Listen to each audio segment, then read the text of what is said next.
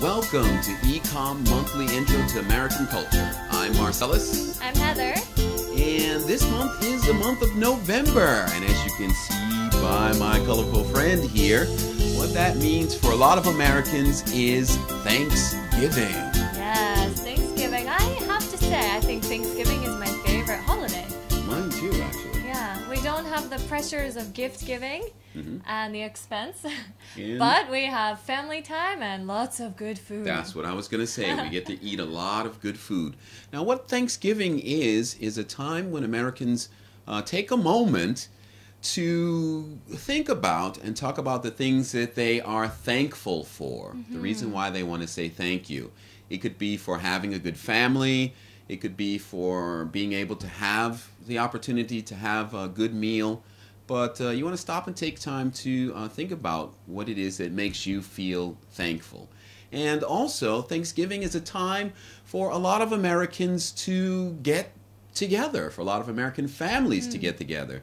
If your family has spread out across the country or across the globe, Thanksgiving is a time when everyone sort of comes back home and sits at the same table and shares a meal together. Yeah, Thanksgiving is on the third Thursday of November? Fourth Thursday. Fourth That's right. Thursday, okay. So, and most people have the next day, Friday, off from work. That's right. Not everyone, but most people. So then we have a 4-day weekend. Usually you can go home and see everyone. Yeah. Now, the reason why we have this guy here, he's a turkey, as you can see. Gobble, gobble. That's right.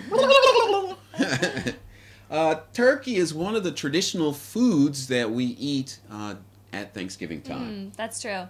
And I think the foods we eat are supposed to reflect the food that was harvested in the original, what we're having Thanksgiving about, right? Thanking That's the right. Native Americans for helping the first immigrants survive the winter. That's right. So we have turkey, we have pumpkin pie, Cranberry. mashed potatoes, things. sweet potatoes. That's right. And then each family also has their kind of own family recipes and family foods. So it depends on the family, but the main things are turkey, cranberry, something or other, and pumpkin pie. Yeah. Yum. Anyway, let's get started. Let's begin. All right, everyone. This brings us to this month's cultural topic, which is games we played in our childhood. All right. So our first keyword is tag. That's right. Our second keyword is hide and seek. And our last keyword is Mother May I. All right. So all these keywords are games that we used to play. So the first one, tag, is basically a running game between children, and you have one child, or not necessarily children, sometimes adults can play too. So one person is it, okay? And the others are who the it person is trying to catch, all That's right. And when they touch, that's a tag, like a touch. And it transfers, he becomes the new it. I become it. Yeah, then he chases everyone else. And we have a lot of variations. For example, freeze tag. In that case, when I touch him, he has to freeze. And he can't move until another child rescues him. By I don't remember. touching me again. Ah, That's right. okay, by touching, yeah. Now, when I was growing up, we had a very special version of tag that we played called Manhunt. And what we did was we gathered all the children in the neighborhood, and we used the whole neighborhood as the play zone. And what we would do was break up into two teams, and then one team would run off, and the other team would wait 5 minutes, and then we would chase after the team that ran. And when we tagged the person, that person became part of our team until their team shrank down until there was only one guy left. And he was the fugitive, and we had to hunt him. Sounds fun. Yeah, it was pretty fun. All right. What's the second game we're going to talk about? Second game we're going to talk about is kind of related to Manhunt in a way, and it's hide and seek.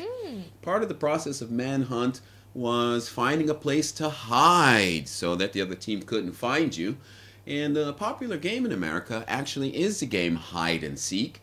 Usually it's played one person covers their eyes or they put their face against a tree like this and they count to 50 or 100, whatever number you decide as a group, and then the rest of the children run off and they hide. Now you can play that game outside or you can play it inside of the house if you live in a house big enough that has enough spaces to hide in. And the object of the game is the person who hid their eyes after everyone hides has to go and find the people who hid. Yes. And this is a really fun game, but I know there have been tragedies involved, so you have to be careful that all of the children hiding are old enough to understand safe place, what's safe and what's not. So maybe not to hide in the freezer or you know, someplace that can't get out. Yeah. So, but that's a fun game. And the last one we're going to talk about is Mother May I. All right. And this is I don't know if I would say it's as fun as the other two, but it depends on the children. I was a little kid. I loved that game. I think because of the authority you had. That's right. When you are the leader. Okay. So you are the mother, is the leader, and the other children are maybe against the wall or at a distance, and each child has to ask, Mother, may I?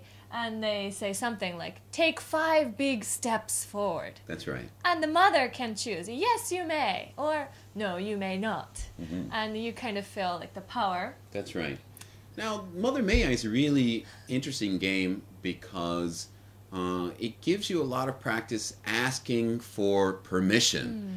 Now, hide and seek, tag, those are really great games. But for your English study, Mother May I is a great phrase to learn because it helps you ask questions. For example, if you want to talk to your boss, you won't say call him mother, but you'll say, sir, may I have the day off, for example.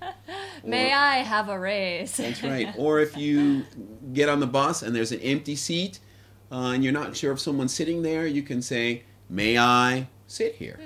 Yeah. Very useful phrase. It is. Let's try. All right. See you in a bit. Welcome back, and it's almost time to say goodbye.